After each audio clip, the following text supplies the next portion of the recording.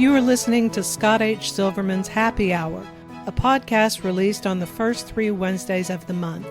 Family crisis, relationship crisis, addiction crisis, no two crisis situations are the same. They vary by family, individual, and relationship. They can encompass complex family dynamics, emotional distress, anger issues, and entitlements, and often involve substance abuse. This podcast addresses these issues and others surrounding the addiction epidemic currently plaguing this country and the world. There is hope and help. Are you stuck, scared, or unsure of what to do next? If a situation with a loved one, spouse, or even a child has started to spiral, possibly becoming dangerous or threatening, it's time to seek help. My name is Scott H. Silverman. I help families navigate crisis situations. I'm the person you turn to in order to get you and your loved ones unstuck.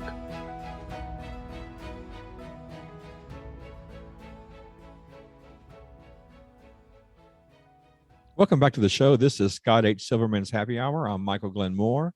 Scott, why don't you let our listeners and viewers know why we've been kind of sporadic in releasing videos lately in audio? Well, thanks, Michael, and Happy New Year to you, and Happy New Year to our viewers and listeners and our fan base and those who we haven't talked to in a while. And to be totally candid, I was practicing some self-care, and I was getting a little overwhelmed during the holiday. And I, as a crisis coach and interventionist and somebody who runs a treatment center and a subject matter expert, I had a lot of stuff going on, and I wanted to breathe. And I felt like, with everything that was going on right now, I was not in a position to really put together content that I thought could really add value, on a contemporized basis. So we just took a little bit of a hiatus. We're back. And, I appreciate your patience. I wished a lot of people were calling me going, "Hey, where are you? We need another show. We need another show," but my phone was busy during December. It's been quiet in January, which is really interesting. But, I'm always here, as you all know, 619-993-2738. Call or text me anytime. And if you miss us for any reason, let us know. Say, where are you guys? So we're going to try to get back on track. We record on Saturdays, and Michael, our producer and co-host, puts together the piece on launches on Wednesdays. So we continue to do that going into 2022. So again, Happy New Year to everybody. And I hope that explains it and answers any questions you may have. And, I'm doing great. My family's good. I got, knock on wood, haven't had COVID yet. And they scientists say we're all going to get it sooner or later, and knowing our family. But, we've been doing everything we can. I'm still, isolating in quarantine. My kids have been busy. My youngest just moved to New York in December, and it's that was a big challenge as well. It took a lot of energy and time. That's part of what I was doing, was helping her get together and pack up and move, and she's excited. So that's my explanation. So today we're going to talk to somebody who fits into a unique category, and you'll hear part of his story about how that happened. And Brock, is it Bevell or Bevell, or it's Bevell? Bevell. Okay. Like level. You like the edge, man, the beveled edge. Beveled edge. Okay. Which is someplace I won't go because I'll probably cut myself and bleed out. You know me. So Brock and I met on his podcast a few months ago, and we just did one recently, actually, with Fred, Michael, and we talked a little bit more. I've gotten to know a little bit more about Brock, and I'm pretty confident that we're brothers from different mothers, and our backgrounds are so different, but our passion and our alignment for helping others are so similar. So Brock, it's really good to have you here. We got a little bit of, we had to pedal faster for our old computers to get up and running today, but we'll do our 30 minutes and give you a chance to share with everybody. So before we go into some of the questions that we put together, why don't you give us a little backstory on you, Brock, and tell us, and assume nobody knows you.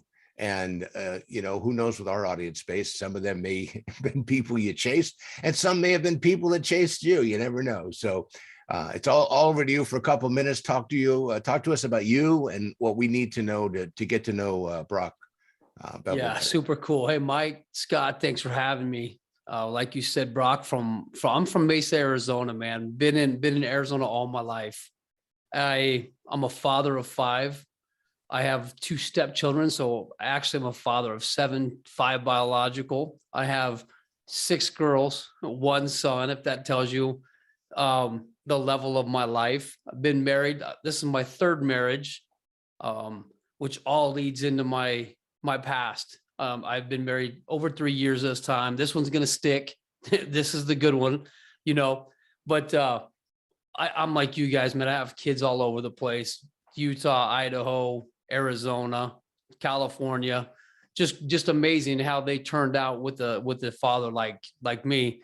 I outside of high school, I served a mission for my church. I lived in South America for 2 years, came home, and I always wanted to be a police officer. And so I started testing. I tested 1 time, got through the process, and in 1997 got hired on with the Mesa PD.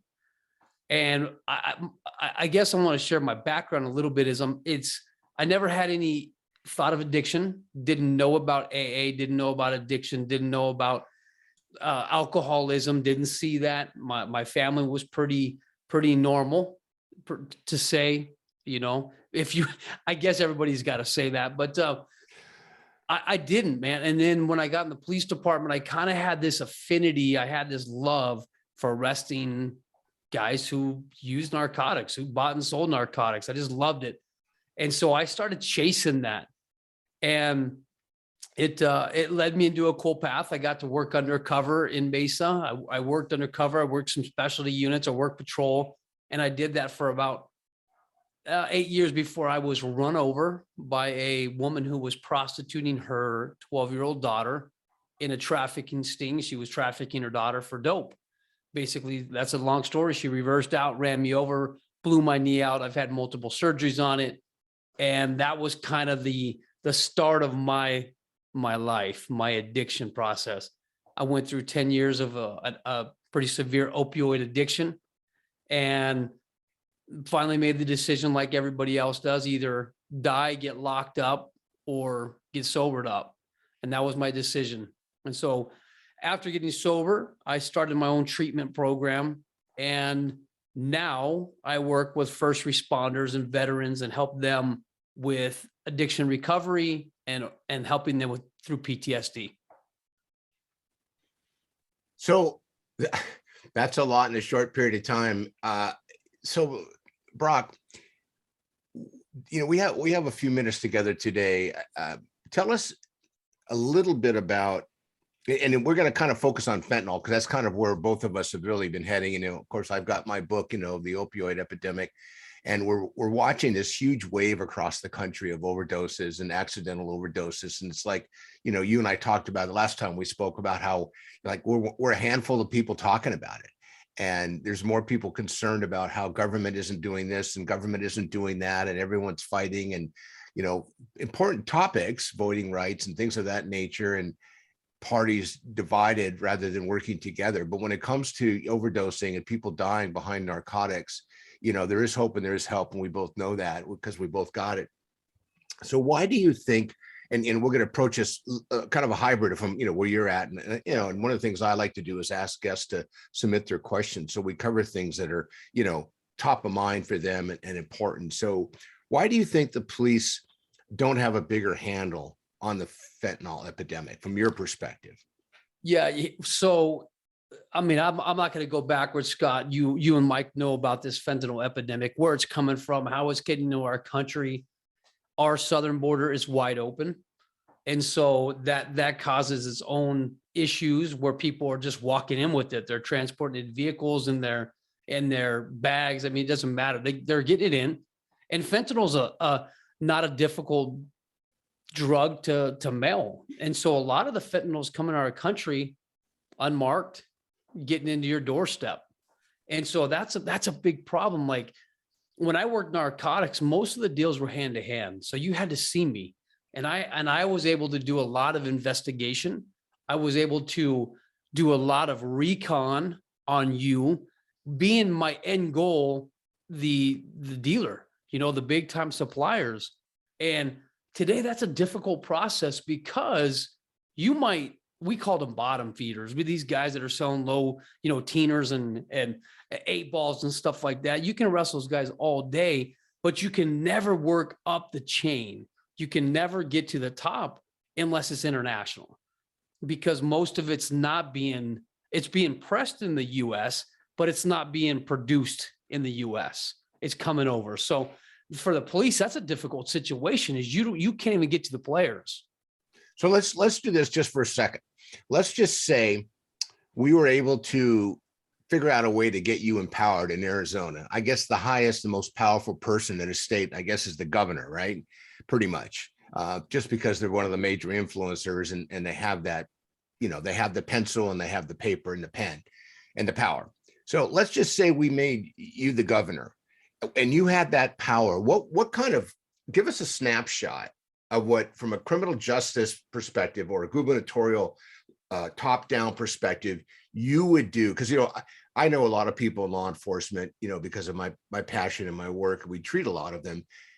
I don't think there's anybody who's working harder than the first responder at the front line. And, and we've got AB 109 and all the early releases are going on nationally, and crime is poking up almost everywhere. But if you were the governor and you had the power and you could bring the people to the table that needed to be there, what would you do to start to design something that could help put a dent or slow things down, or even speed bumps? Man, I dig that question, Scott. Nobody's ever asked me that question, but I dig it. There's a couple things that you have to do. Wait, no one's ever asked you if you were governor, what would you do? Nobody asked me what I would do. I mean, I kind of share it. I like that, but damn, I'll go run for governor if it's going to help. Yeah. One of the problems is, I don't know if you guys have the same issue, but our state, local, federal governments do not communicate. They don't communicate. And you're having these individuals coming over, being arrested. We're releasing them. They're going back, changing their identification, changing their who they are, and they're coming back, and they're just continuing. So one of the problems is we're having no communication with the guys that we're actually developing the intel on. So that was the first thing I would do, is I'd find a way that we can communicate. There was a time when I was working undercover. I'm with the state. I'm with the city of Mesa. We are selling drugs to the DEA, a federal agency, right? And when we finally went to do the buy bust, everybody's pulling guns on each other, and we're all cops. There was no communication. And so, how does that breakdown happen? How do they not know you're working with each other's city? So that's the first thing I do. And second of all, we got to strengthen some laws. The laws that we have today we didn't know about fentanyl. We didn't know about the level of impact it was going to have on our community. So we got to go back to the drawing board. We got to reestablish, hey, fentanyl is a big drug. Cartinol's coming in. It's going to be the next thing. It's going to start just wiping people out. So what are we going to do with these guys who are bringing in the country? Are we just going to continue to let them go? We release most of them. And so why not? The money is so big. Why not keep doing it? Yeah. So those are the two things. Help with the enforcement, better laws. Okay. It's interesting because in San Diego, we're a border town. And of course, Arizona's got a huge border as well. And we actually have a terrific, because when Homeland Security was created, after 9/11, because we're a border town, we're also a military town. There's monthly meetings with every branch of law enforcement. And we probably have one of the best reputations for different levels of first responders, law enforcement, border patrol, U.S. Attorney's Office, and also the DA. But you're right, because they all have different silos they have to stay within, but they do, communicate as best as a large group of bureaucratic organizations can. And this stuff is moving so fast that even if you met weekly, you'd be spending a third of your time on meetings and documenting them. And then, of course, there's high turnover in this high stress industry. But I say that proudly, we have a great communication.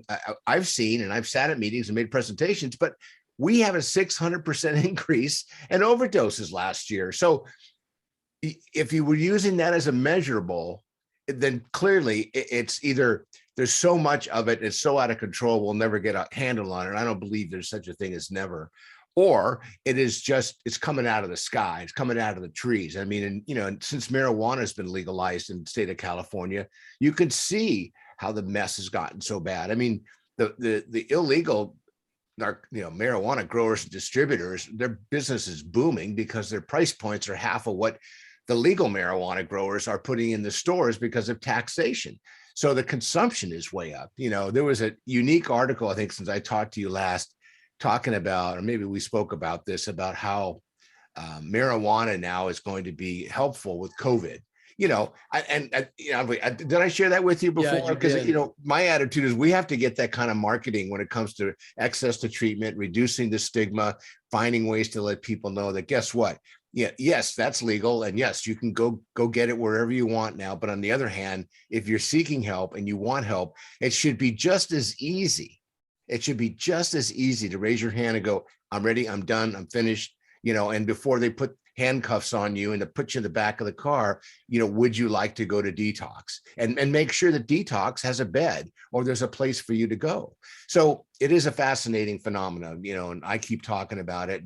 And that's not happening in Arizona either. There's just not enough beds. We're overrun with that. Yeah. And I know that sounds like an excuse, but I'll send you my email chains with the state. It's like, if you don't fit a certain void, if you don't fit a certain arena, you can't get in treatment.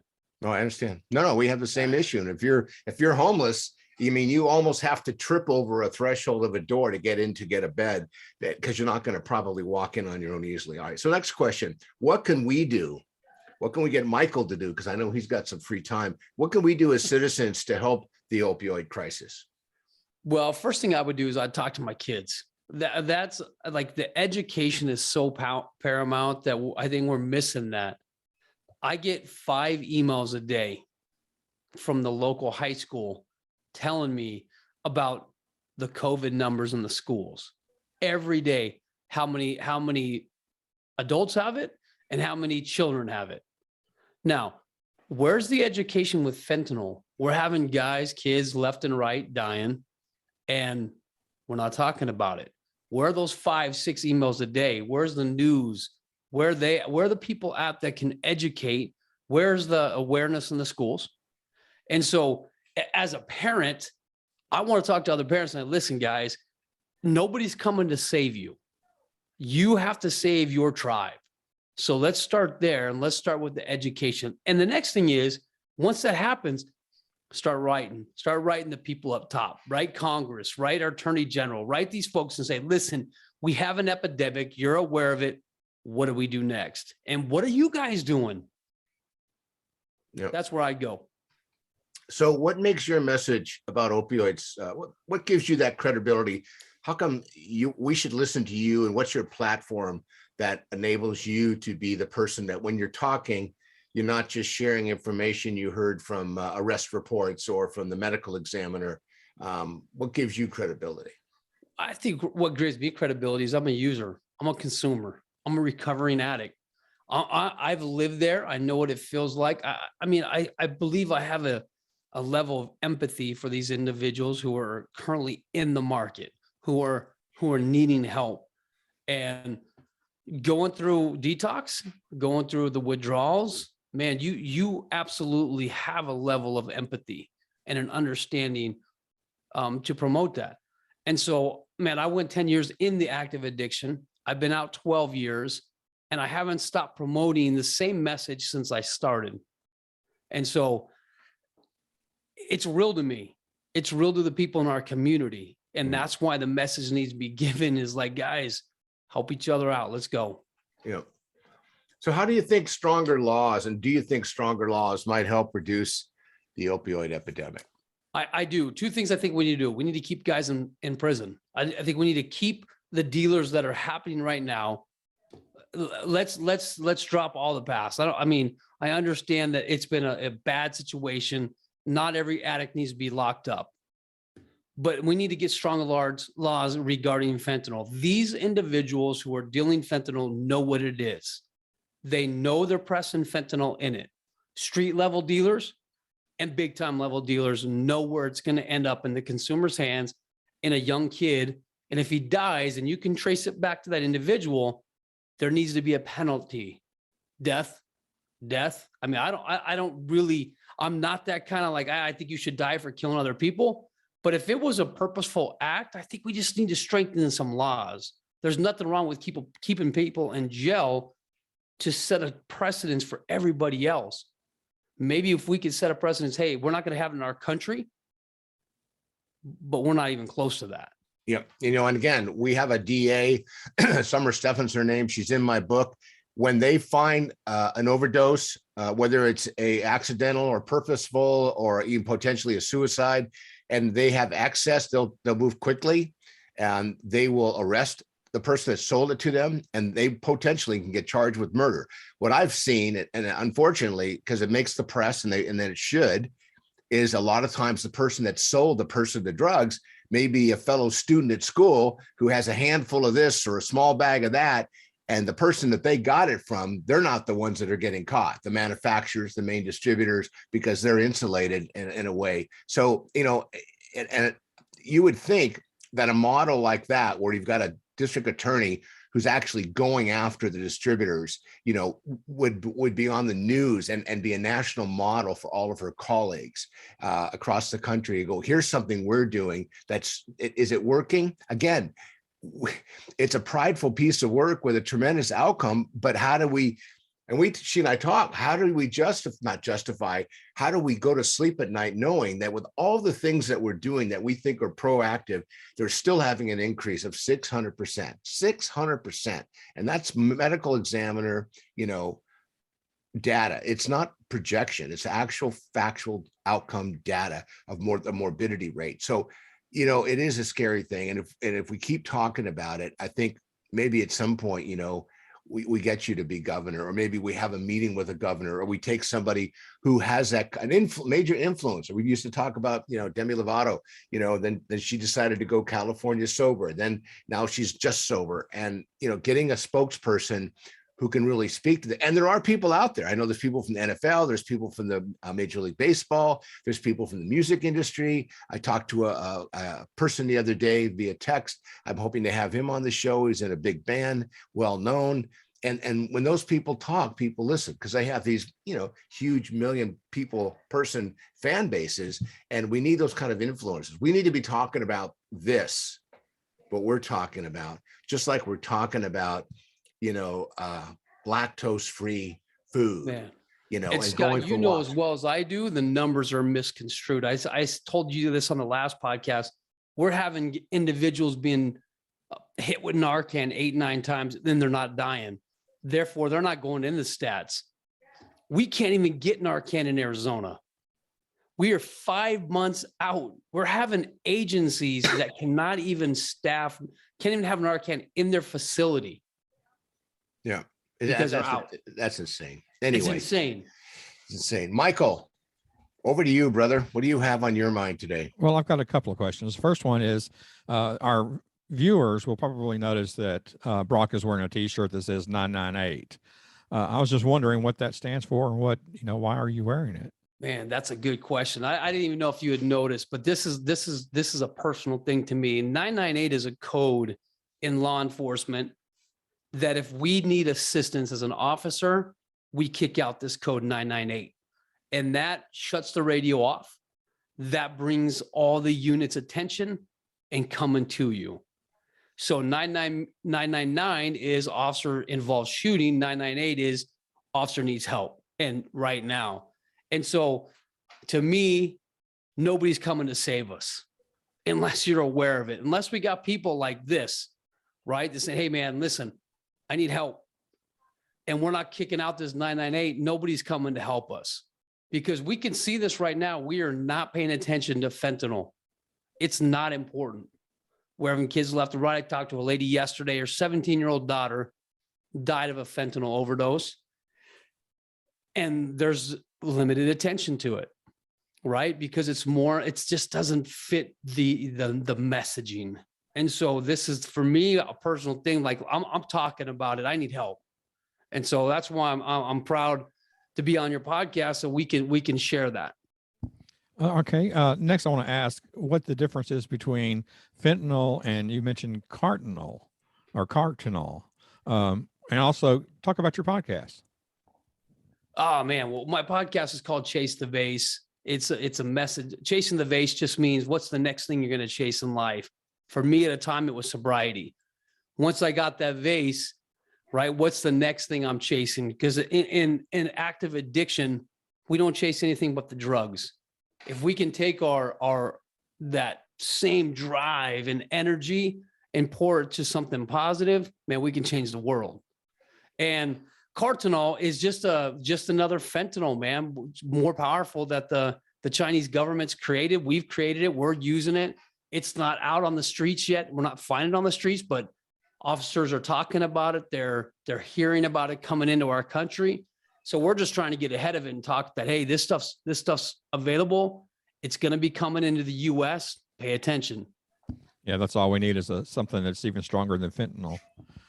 Okay, and if you look at the numbers, I don't have the numbers in front of me. Substantially stronger than fentanyl. Scary. Okay, so you said you have a mantra that you live by, or that you keeps you balanced. Why don't you let us know what that is, and we'll end the show. Right on. My mantra is, it will be done, and I will do it. Whatever task you give me, whatever task I feel is important, it will be done, and I will do it.